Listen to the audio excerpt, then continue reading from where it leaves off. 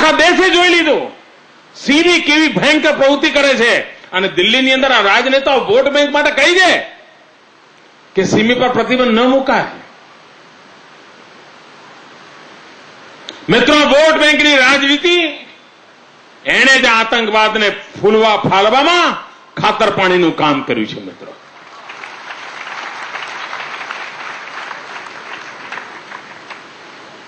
અને આતંકવાદ કોઈને છોડશે નહીં. આ દિલ્હીમાં બેઠેલા સમજી લે, હિન્દુસ્તાનના કોઈ રાજ્યને એમણે છોડ્યું નથી.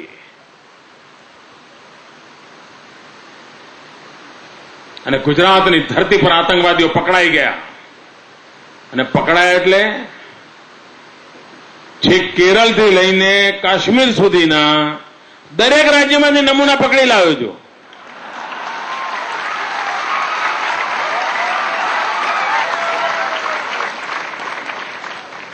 પશ્ચિમ બંગાળની સરકારે એ પૂછવા આવે છે કે ભાઈ તમારી પાસે આ બધા છે, જરા બતાવો તો ખરા કેવી રીતે કરે છે, અમારે ત્યાં શોધવું છે. આખા દેશની પોલીસ અહીંયા ધામા નાખીને પડી છે કે ભાઈ અમને કઈ મૂળિયા શોધી આપો, અમને મૂળિયા શોધી આપો. અગર જો ભારત સરકારે દમ બતાવ્યો હોત, આ વોટ બેંકની રાજનીતિના પાપમાં ન પડ્યા હોત, તો હિન્દુસ્તાનની અંદર આ પ્રકારના માથા ન ઉચક્યા હોત અને નિર્દોષોને મોતના ઘાટ ના ઉતાર્યા હોત. મિત્રો, યુદ્ધની અંદર પણ, યુદ્ધમાં પણ ક્રોસ દોરેલી મેડિકલની વેહિકલ જતું હોય, મેડિકલની કોઈ ગાડી જતી હોય તો દુશ્મનો પણ હુમલો નથી કરતા.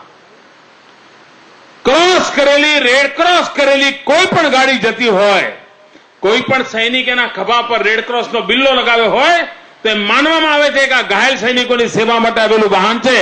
દુશ્મનનો વિસ્તાર હોય તો પણ ક્યારે આરોગ્યની સેવા કરનાર વેહિકલ પર કે વ્યક્તિ ઉપર ક્યારે કોઈ લડાઈની અંદર હુમલો નથી કરતો.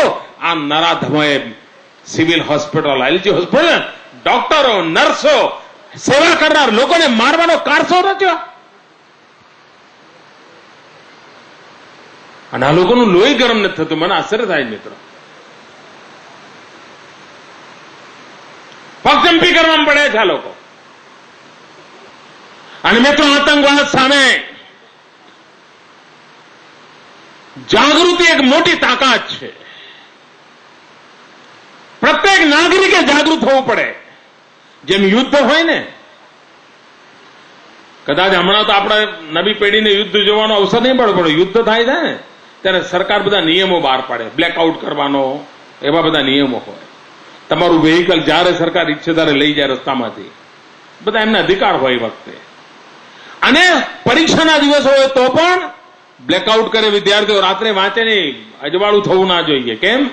દુશ્મન જો બોમ્બાર્ડિંગ કરવા આવે, અજવાળું થાય તેને ખબર પડે કે અહીંયા ગામ છે તે બોમ્બ નાખે.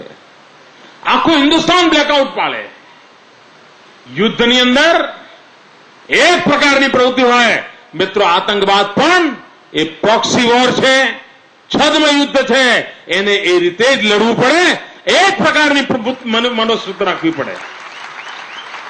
પ્રત્યેક નાગરિકે જાગૃત થવું પડે.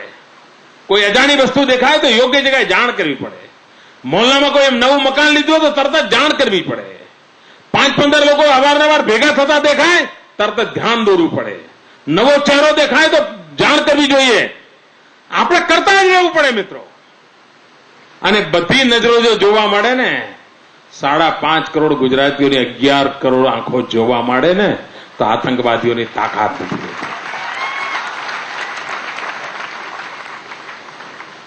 આ જાગૃતિનું કામ કરવું જ પડે મિત્રો. હમણાં છાપામાં મેં બધી જાહેરાતો આપી હતી. મારી બધાને વિનંતી છે, એ જાહેરાતના કટિંગ કરીને જાહેર સ્થળો પર લગાવવા જોઈએ. શાળામાં, મંદિરોમાં, પાનને ગલ્લે લોકો વાંચે, લોકોને સમજાવવું જોઈએ કે આપણે લડાઈ લડવી છે મિત્રો. આ જડ મૂળથી આ કાંટો ઉખાડી નાખવો જ મારે.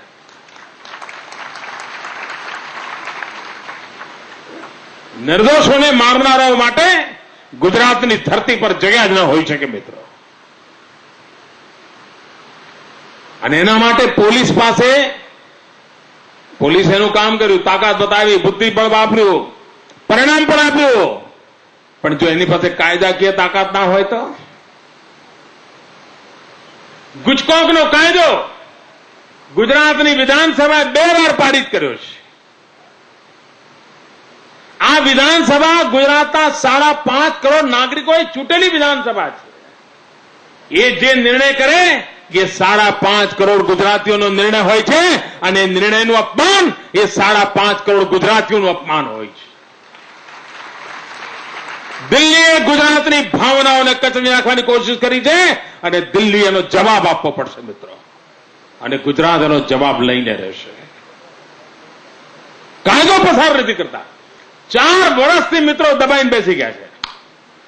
આતંકવાદ વિરોધનો કાયદો પસાર નથી કરતા. હા પણ નથી પાડતા, ના પણ નથી પાડતા. મગનું નામ મરી નથી પાડતા. મિત્રો કાયદો પસાર થવો જોઈએ. તમારો અવાજ આ દિલ્હીની સલ્તનતને સંભળાય એવો કાઢો. કાયદો પસાર થવો જોઈએ. આતંકવાદ વિરોધી કાયદો પસાર થવો જોઈએ. આતંકવાદીઓને કડકમાં કડક સજા થવી જોઈએ. આતંકવાદીઓને ફાંસીના માછલે ચડાવવા જોઈએ. પોલીસના હાથમાં મજબૂત કાયદો હોવો જોઈએ. આતંકવાદીઓ વિરુદ્ધમાં કડક કાયદો હોવો જોઈએ. શું દિલ્હી સરકારને ઝુકાવવી જોઈએ? કાયદો મંજૂર કરાવવો જોઈએ? મિત્રો આ જ કામ માથે ઉપાડ્યું છે.